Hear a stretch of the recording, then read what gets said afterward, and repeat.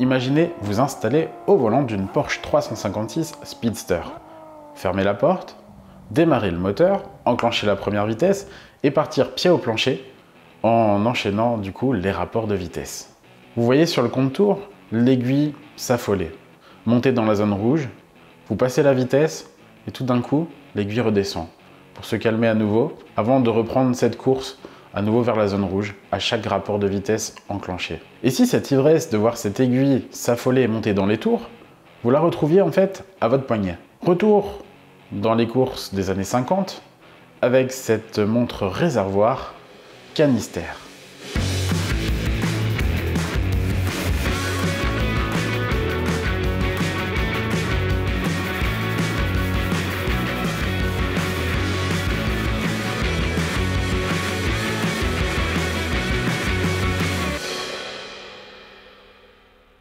Salut, c'est Maxime, bienvenue sur la chaîne Man vs Watch. Je suis content de vous retrouver comme chaque semaine.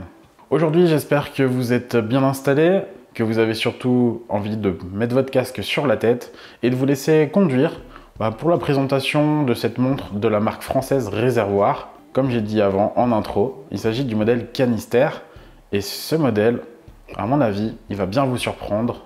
Alors c'est parti.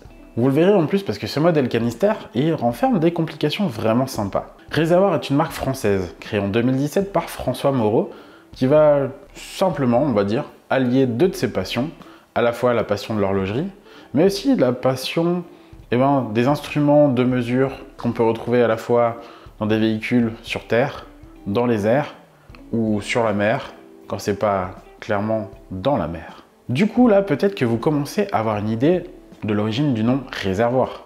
Évidemment, c'est bien sûr par rapport au réservoir de carburant. Et pour la partie logo, ça vient tout simplement du dessin des jerrycans qu'on pouvait trouver dans les années 30. Pour les connaisseurs, réservoir est maintenant synonyme d'une complication, à savoir, en tout cas, l'utilisation d'une aiguille rétrograde dans l'indication de l'heure. Mais là, vous verrez dans ce modèle, si vous restez bien jusqu'à la fin, que ce n'est pas tout. Je compte d'ailleurs sur vous pour regarder effectivement la vidéo en entier, mais vous abonner aussi si ce n'est pas déjà fait. Merci. Le modèle Canister s'inspire du compteur de la Porsche 356 Speedster et nous propose là 3 complications chères à la marque Réservoir. Heure sautante, minute rétrograde et indicateur de réserve de marche. 3 complications, rien que ça. 3 complications qu'on trouve bien plus souvent sur des montres bien plus onéreuses. Et autant dire que c'est une marque horlogère à ne pas sous-estimer, sachant qu'en plus, elle est Swiss made. Parlons maintenant de la montre. La Canister, qui, comme je le disais, possède un design s'inspirant du compteur des Porsche 356 Speedster des années 50. Je pense que vous imaginez très bien le compte-tours d'une voiture. Un cadran noir, et ici, non pas les RPM, mais les minutes et leurs index vert pastel, sans oublier la fameuse zone rouge. La lecture des minutes se fait facilement grâce à une aiguille blanche. Et la lecture de l'heure, me demanderez-vous ? Eh bien, voyez à 6 heures. Ce n'est pas un guichet de date, mais un guichet pour l'heure sautante. Et dessous, toujours en lien avec le tableau de bord d'une voiture, vous avez parfaitement intégré au cadran l'indicateur de réserve de marche. A noter que la logique voudrait que l'on pense la réserve vide lorsque l'aiguille est dans le rouge, mais ici, c'est l'inverse. Au contraire, la pleine réserve de 56 heures est atteinte lorsque l'aiguille est tout à droite dans la zone rouge. Le passage des heures est très rapide et instantané. Cela demande beaucoup d'énergie au calibre RSV 240, qui est un mouvement manufacture à remontage automatique. Il bat à 28 800 alternances par heure, possède comme déjà dit une réserve de marche de 56 heures. Ce calibre est une base de G100 de chez Lajoux Perret, sur lequel un module de 113 pièces est ajouté pour faire fonctionner l'heure sautante, la minute rétrograde et la réserve de marche.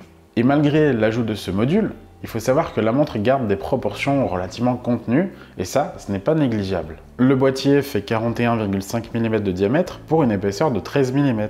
Le corne-à-corne de 50 mm sera peut-être un peu important pour les poignets fins. Le boîtier est en titane avec une finition polie, ce qui donne au titane une teinte qui va très bien avec le cadran noir. Si la couronne signée est vissée, l'étanchéité n'est pourtant que de 50 mètres, donc pas de baignade recommandée.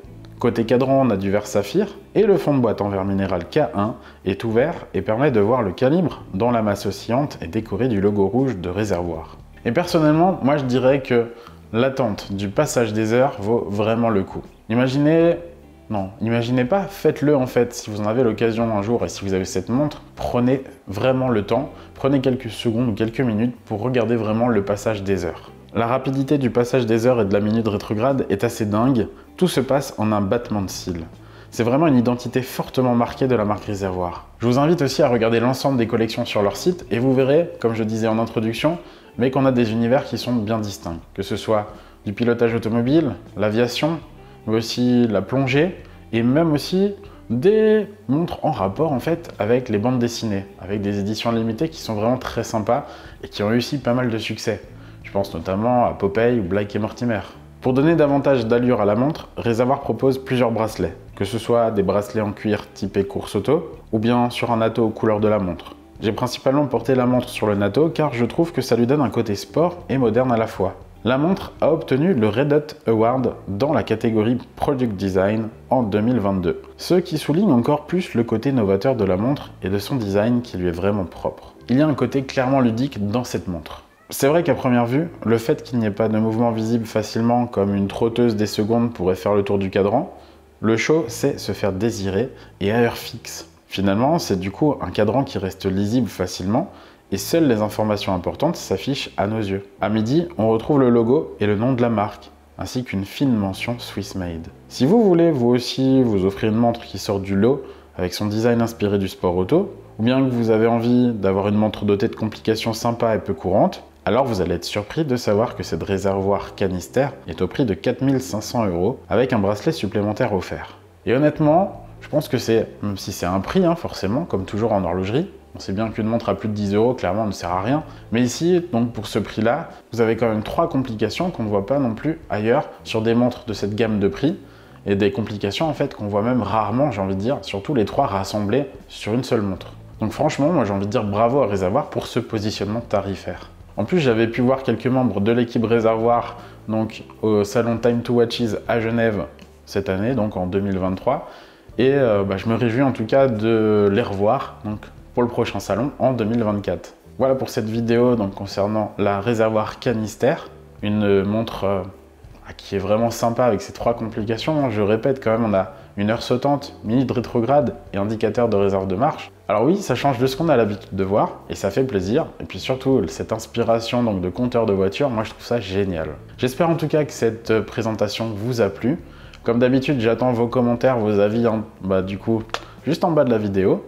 On n'oublie pas de liker la vidéo si elle vous a plu, de s'abonner, ça fait toujours bien plaisir et puis surtout ça aide énormément la chaîne pour avoir de la visibilité notamment auprès d'autres personnes intéressées aussi par l'horlogerie et puis auprès de marques qui pourraient être intéressées aussi pour faire des tests tout simplement. Quant à nous, je suis content de pouvoir vous dire qu'on se retrouve normalement comme d'habitude la semaine prochaine. D'ici là, prenez soin de vous, prenez soin de vos montres, à bientôt, salut!